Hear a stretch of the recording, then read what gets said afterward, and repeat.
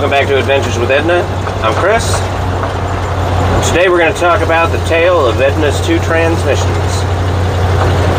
Actually, it's 3 transmissions. And if you want to get technical about it, it's 4. There used to be 4. So, those of you that have been following the channel for a while probably know about the transmission issues we went through last year. But some of you that are newer to the channel probably don't really know. And so just to kind of recap, Edna had transmission problems when we first started this channel. I cracked open the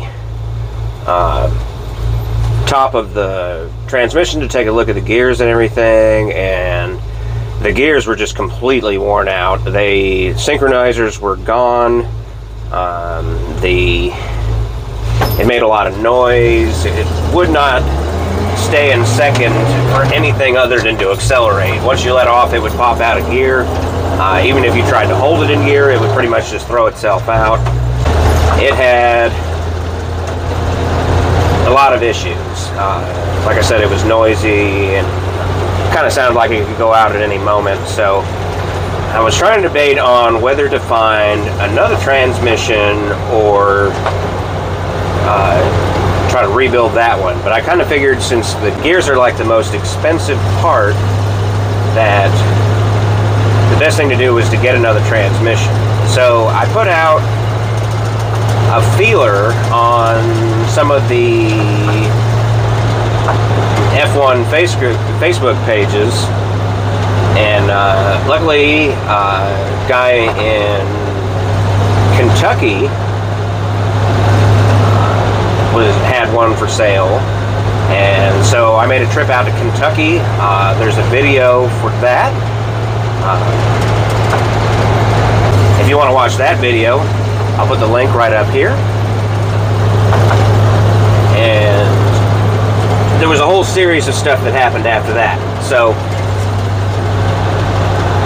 first thing that happened was I got the transmission, I got it home, I got it apart, was thinking, hey, I'll go ahead and replace the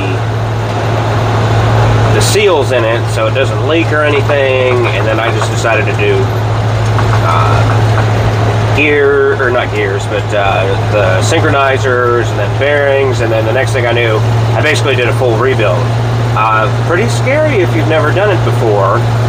I think I had that divided up into 3 different videos of rebuilding it. There was one taking it apart. There was a second one taking it apart the rest of the way because I wasn't sure what I needed to do to get it the rest of the way apart. And then there was the actual rebuilding of it. Now, once I got that transmission back in, it was good for 2 days. After 2 days, it started making this thunking sound. So I took the top back off of it, checked it out. A tooth had broken off one of the gears, like, not completely, but like halfway. So that was the thunk that was coming around. Now, so then I didn't want to drive it. But I had an opportunity to buy a transmission that had been rebuilt. So I bought that one. And that one was pretty much ready to go. I just repainted it because it was painted silver for some reason, and I just didn't like that at all. So I repainted it red like the one that's in it, and swapped the 2 out. And that one was a little finicky despite having been rebuilt. It seemed like it just didn't like to shift. I felt like there was plenty of times where I'd go to shift and it just didn't want to go into gear. So that was kind of a problem for a while. And then I kind of got where if I worked the clutch just right, it worked fine. And then I kind of got used to driving it that way. However, I had a video where we drove up to Charlotte, and I got into Charlotte and it got stuck in 3rd gear and it would not come out. Now, next, so took the top of the transmission off again, and it turned out one of what they call the dogs, which is part of the synchronizers, it slipped out and gone through the gears, and it turned it into basically basically nothing. Just a chunk of metal that had been turned up to look terrible. And so the next thing that happened, and then on top of that, one of the other dogs had slipped out and had been sitting in such a way that it was keeping it stuck in gear. So you were just pushing up against it, and that's why it wouldn't come out of third. So I slipped that back in and was able to shift again, and so that wasn't good. So what I ended up doing at that point was I got a new set of synchronizers for it. And not only that, but I took apart the transmission that I rebuilt, and I got the gear out of it that had broken. And I took that down to early Ford V8 sales down in Piedmont, South Carolina, and they were able to hook me up with a new cluster gear. I think that's what that one's called. So I was debating on which transmission to go with. Do I replace the synchronizers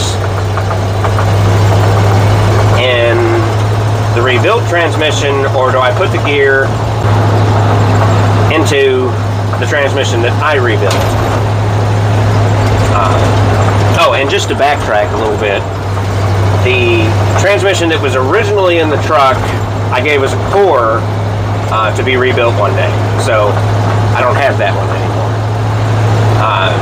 Now, what I ended up deciding to do is I already had the transmission that I rebuilt apart to take that gear out so that I could match it up for another gear. So I kind of felt a little discouraged by the fact that I rebuilt the transmission for the first time and it didn't work out. So at that point, I was kind of thinking that I would fix the one with the bad synchronizers. But then I figured since the one I rebuilt was already apart, so I decided to put that one back together and put that one back in the truck. So that's what I did. One we're currently driving on right now. I still haven't put the synchronizer in the other transmission yet, but I've got it on a shelf. Since then, I have acquired another transmission. So I have two transmissions sitting on a shelf. One is the rebuilt one that needs the synchronizers, and the other one was a takeout. A guy came into my job. He was working on I think it was a 49 F1, I forget. But he ended up selling me the transmission out of it for 75 bucks. He also included the outer bell housing part. He gave me the inspection plate and a starter. So I thought it was a pretty good deal, 75 bucks. He didn't really know anything about the transmission itself. I kind of figured at worst case scenario it might be good for parts. But the starter, I kind of like the idea of getting that, because I could see if I could get that thing. I don't know if it works or not. I could get it rebuilt. I'd kind of like to get it rebuilding just as a spare, just in case this starter ever goes bad, so I might do that in a future video. So the next thing is I'm now having problems with the transmission that's in it now. It seems like it always kind of has weird noises that it makes, but other than that, it's never really a big issue. It just kind of makes like these sounds, kind of like when you're slowing down right before a stop for the most part. But a couple of new problems have come up. I've had this happen 3 times now, where in second gear it just popped out, going through the neighborhood over some speed humps. And so I don't like that. And then more recently, this happened. You can see we're traveling at an undetermined amount of speed. The speedometer is not currently working. So what I did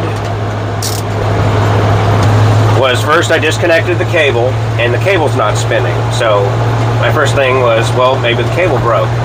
So I got under the truck and checked the other end of it, and the cable's not broken. So, the next thing I did was, I figured it must be the speedometer gear. And those are interchangeable through the transmissions as long as they're the right ratio. So I thought maybe that was bad. So I took out the one that was in my transmission and replaced it with the one out of the spare transmission that I bought, the one that's not rebuilt. And it had no effect on anything. So at the moment, I don't know how fast I'm going. I don't know how many miles I'm putting on it. And what makes that even worse is the fact that I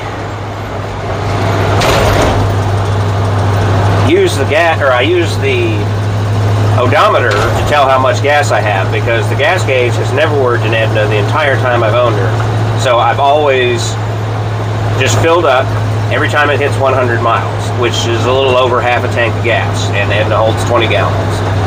So that's pretty much how I handle the gas situation. But now I'm having to, I did a bunch of errands yesterday, and I had to use a speedometer on my phone to kind of track the miles and the miles per hour. So that kind of let me keep track of what's on it and what it's gonna, so I didn't run out of gas, obviously. Last week's video where Chance and I went to the abandoned railroad tracks, I had to figure out the mileage in advance. And I determined I could get there and back in under 100 miles, so we just filled up to start the video. And then from there, we just, made the trip.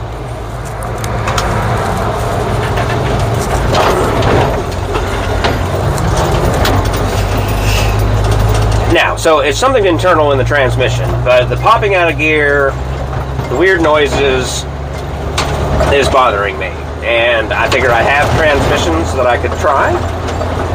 So what all this is leading up to is, what are we going to do? So I have two options. Put the synchronizers in the rebuilt transmission, see how it does.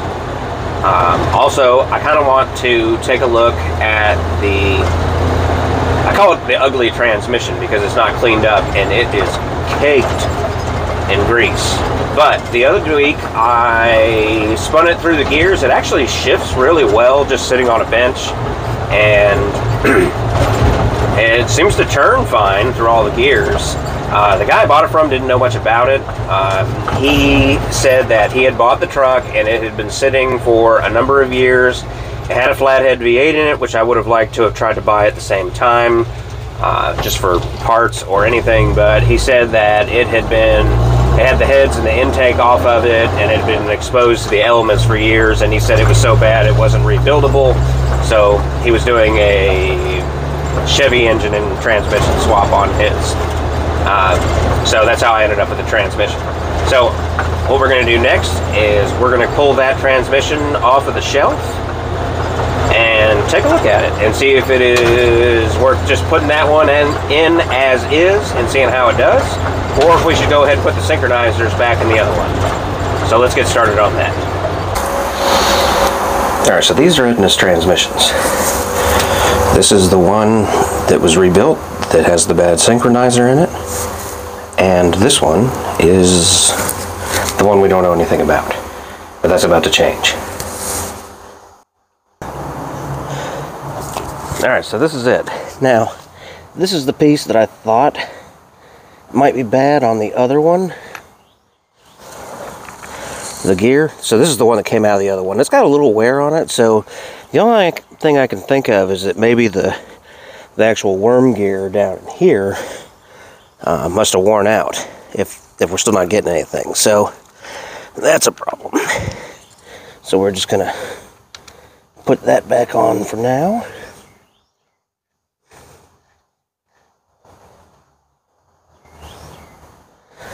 And we're going to take this top off, take a look at these gears. So you can see it shifts pretty nicely. But that might mean nothing.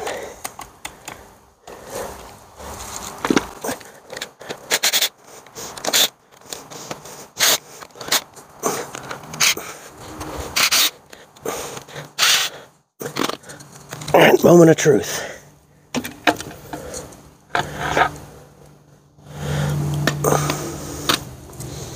Well, actually the initial observation doesn't look bad. Synchros have a little wear on them, but not much. Let's give them a little spin.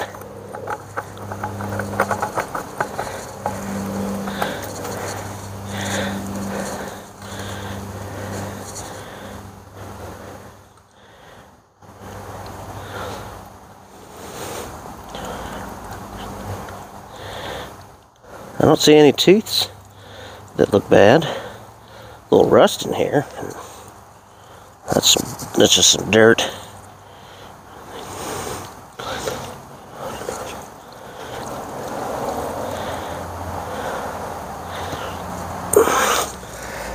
Let me see if we can see a little closer in here.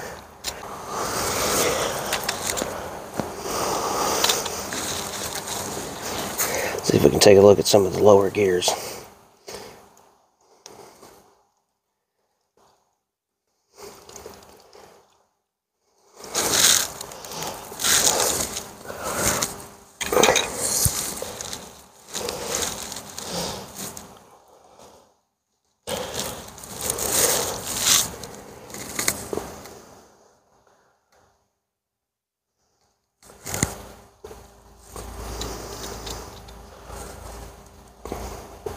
So that reverse gear idler down there, I don't see anything wrong with it.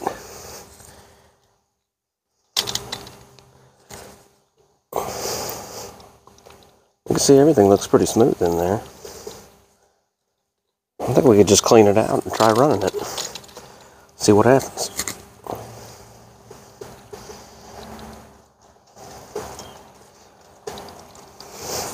Surprisingly, for as dirty as it is, it looks good. It's got a little water in there, you can see. You can see water droplets on there as it comes around and dropping off, so there's some moisture in there. But it's not making any noise. I said we clean this thing up and put it in.